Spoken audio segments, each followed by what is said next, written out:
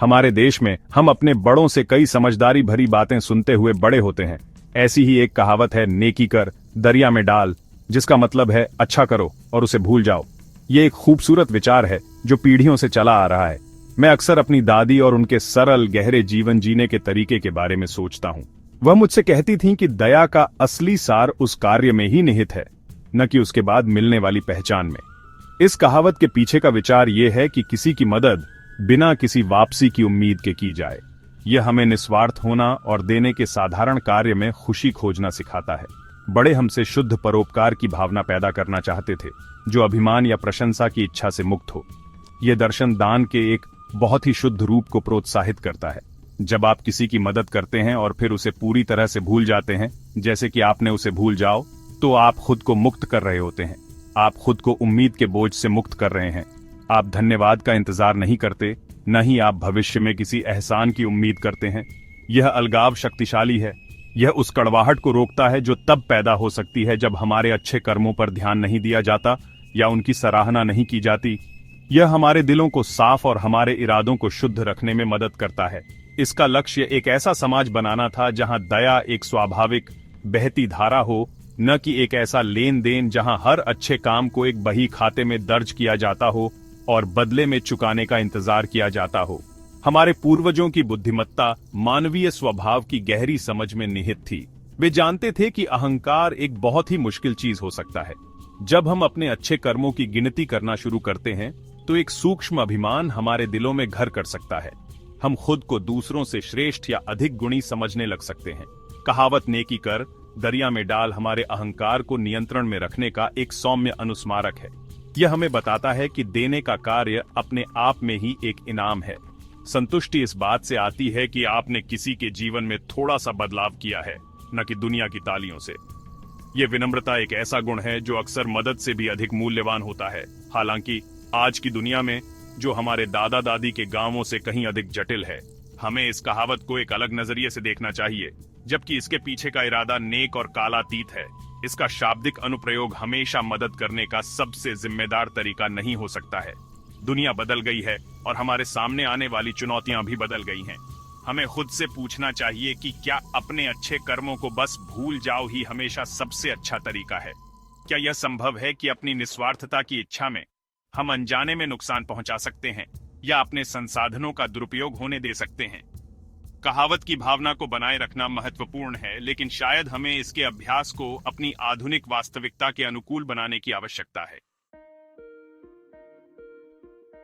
गुमनाम मदद में एक ऐसी खूबसूरती है जिसे नकारा नहीं जा सकता। यह चुपचाप मदद करने जैसा है। जब हम अपनी पहचान बताए बिना किसी की मदद करते हैं, तो हम उनकी इज्जत बचाते हैं। बहुत से लोग जिन्हें मदद की जरूरत होती है, मदद लेते समय शर्मिंदगी महसूस करते हैं। दान लेना कभी कभी उनके आत्मसम्मान को ठेस पहुंचा सकता है, लेकिन जब मदद किसी अनजान जगह से आती है, तो ये ब्रह्मांड से मिले तोहफे या अच्छी किस्मत की तरह महसूस होती है। इससे लेने वाला किसी एक इंसान का एहसानमंद महसूस नहीं करता। ये उनके स्वाभिमान को बनाए रखता है और उन्हें बिना किसी पर बोझ महसूस किए आगे बढ़ने देता है। ये मदद करने का एक बहुत ही नाजुक और सम्मानजनक तरीका है। इसके अलावा चुपचाप दान देने का देने वाले पर भी गहरा असर होता है। यह हमारी नीयत को पाक करता है। जब कोई नहीं जानता कि मदद हमने की है, तो घमंड के लिए कोई जगह नहीं बचती। कोई हमारी तारीफ करने वाला नहीं होता, कोई हमारी दरियादिली की तारीफ करने वाला नहीं होता। इस चुप्पी में हमारा नेकी का काम हमारे और हमारे जमीर के बीच एक निजी बातचीत बन जाता है। यह हमें जमीन से जोड़े रखता है और याद दिलाता है कि देने का मकसद दुख कम करना है, न कि अपनी शोहरत बनाना। हम बाहरी तारीफ में नहीं, बल्कि सही काम करने की अंदरूनी संतुष्टि में खुशी ढूंढना सीखते हैं। यह एक बहुत ही आध्यात्मिक और संतोषजनक अनुभव है, जो हमारे चरित्र को बेहतर बनाता है। चुपचाप देने की यह आदत हमें उम्मीदों के जाल से भी बचाती है। इंसान भावुक प्राणी होते हैं। जब हम किसी के लिए कुछ अच्छा करते हैं, तो बदले में थोड़ी सी तारीफ की उम्मीद करना स्वाभाविक है।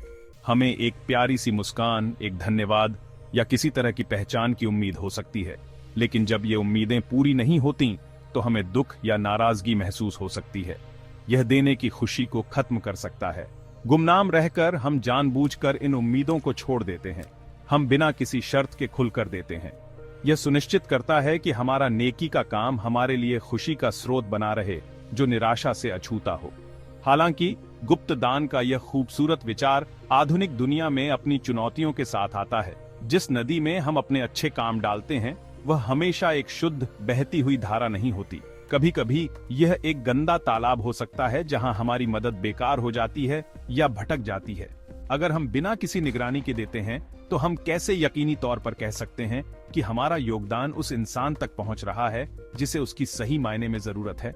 हम कैसे जानते हैं कि हमारी मेहनत की कमाई का इस्तेमाल सही मकसद के लिए हो रहा है, जैसे किसी बच्चे की पढ़ाई के लिए या किसी मरीज के इलाज के लिए? गुमनाम दान के इस नेक काम के लिए हमें चौकस और जिम्मेदार भी होना होगा। दुनिया ऐसी कहानियों से भरी पड़ी है जहां अच्छी नीयत से की गई मदद के अनजाने में बुरे नतीजे निकले हैं। कभी कभी अगर हमारी दयालुता सोच समझकर न दी जाए तो वह किसी व्यक्ति को सशक्त बनाने के बजाय उस पर निर्भर बना सकती है।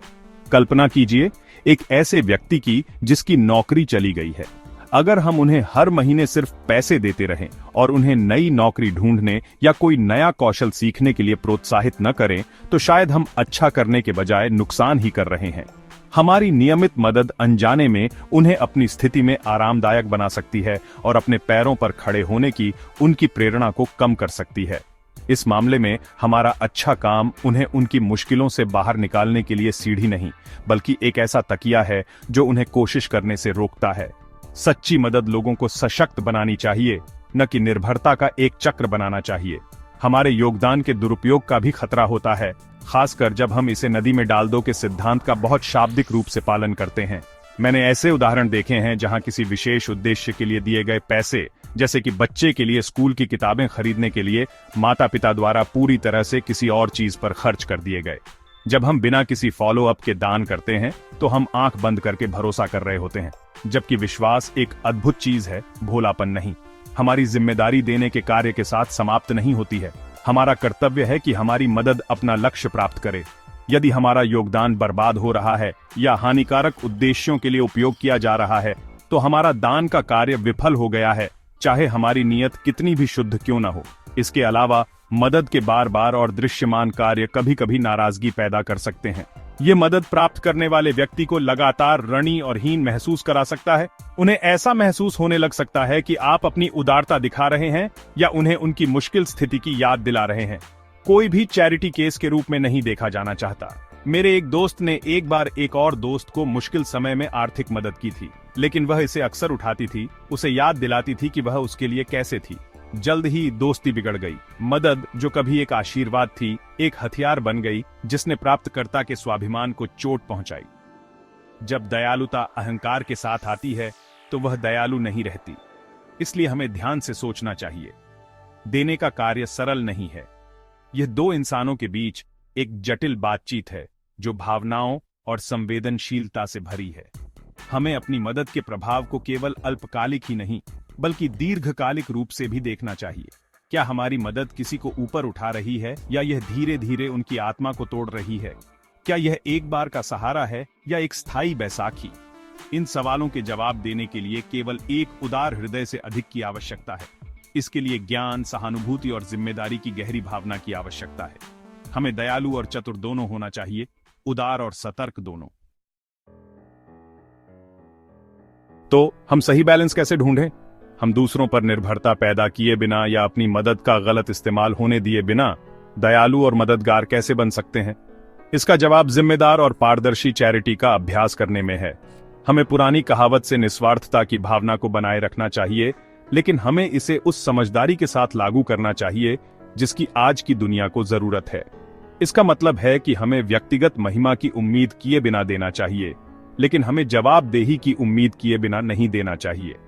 लक्ष्य यह सुनिश्चित करना है कि हमारी दयालुता वास्तव में एक सकारात्मक और स्थायी प्रभाव डाले, एक जीवन को बेहतर बनाना। इसके लिए सिर्फ देने और भूल जाने से थोड़ा ज्यादा प्रयास करना पड़ता है। एक व्यावहारिक कदम यह है कि हम कैसे देते हैं इस बारे में अधिक जागरूक रहें। नकद देने के बजाय, जिसे ट्रैक करना मुश्किल हो सकता है, किसी विशिष्ट उद्देश्य के लिए सीधे बैंक ट्रांसफर पर विचार करें। यदि आप किसी संगठन को दान कर रहे हैं तो पहले कुछ शोध करें, जांचें कि क्या वे पंजीकृत हैं और अपने दान के लिए रसीद मांगें। एक अच्छा, ईमानदार संगठन आपको यह बताने में खुशी महसूस करेगा कि वे अपने धन का उपयोग कैसे करते हैं। पारदर्शिता मांगना अविश्वास का संकेत नहीं है, यह एक जिम्मेदार दाता का संकेत है जिसे परिणाम की परवाह है। आपने अपनी मेहनत की कमाई के लिए कड़ी मेहनत की है और आपको यह सुनिश्चित करने का अधिकार है कि इसका उपयोग जरूरतमंदों की मदद के लिए प्रभावी ढंग से किया जाए। जब सीधे किसी व्यक्ति की मदद कर रहे हों तो तरीका और भी नाजुक होना चाहिए। पैसे देने के बजाय विशिष्ट जरूरतों में मदद करना अक्सर बेहतर होता है। आप सीधे स्कूल को बच्चे की स्कूल फीस का भुगतान कर सकते हैं या किसी बीमार व्यक्ति के लिए फार्मेसी से दवाएं खरीद सकते हैं। यह सुनिश्चित करता है कि मदद का उपयोग बिल्कुल वैसे ही किया जाए जैसा इरादा था। सम्मान और गरिमा के साथ सहायता प्रदान करना भी महत्वपूर्ण है। दूसरे व्यक्ति को छोटा महसूस कराए बिना उन्हें बताएं कि आप उनकी मदद एक दोस्त के रूप में कर रहे हैं, एक समान के रूप में, और आप उनकी चुनौतियों से उबरने की उनकी क्षमता में विश्वास करते हैं। उन्हें सशक्त बनाने पर ध्यान दें, शायद उन्हें नौकरी ढूंढने या एक नया कौशल सीखने में मदद करके। अंत में कहावत नेकी कर दरिया में डाल हमें विनम्रता और निस्वार्थता के बारे में एक मूल्यवान सबक सिखाती है। हमें इसकी सुंदर भावना को अपने दिलों में रखना चाहिए। हमें बिना शेखी बघारे और इनाम की उम्मीद किए बिना अच्छा करना चाहिए, लेकिन हमें इसे लापरवाही के लिए एक आह्वान के रूप में व्याख्या नहीं करना चाहिए। आइए हम ऐसे दाता बने जो न केवल उदार हों बल्कि बुद्धिमान भी हों। आइए हम अपने अच्छे कर्मों को एक नदी में डालें, लेकिन सबसे पहले आइए सुनिश्चित करें कि नदी सही व्यक्ति की ओर बहती है और उनके बगीचे को बढ़ने में मदद करती है। यह देने की सच्ची कला है, एक दयालु हृदय और एक विचारशील मन का एक सही मिश्रण। अगर आपको यह वीडियो पसंद आया हो तो कृपया लाइक करें, सब्सक्राइब करें और अपने दोस्तों के साथ शेयर करें। आपकी एक छोटी सी प्रतिक्रिया हमारे लिए बहुत मायने रखती है और हमें ऐसे और वीडियो लाने के लिए प्रेरित करती है। धन्यवाद।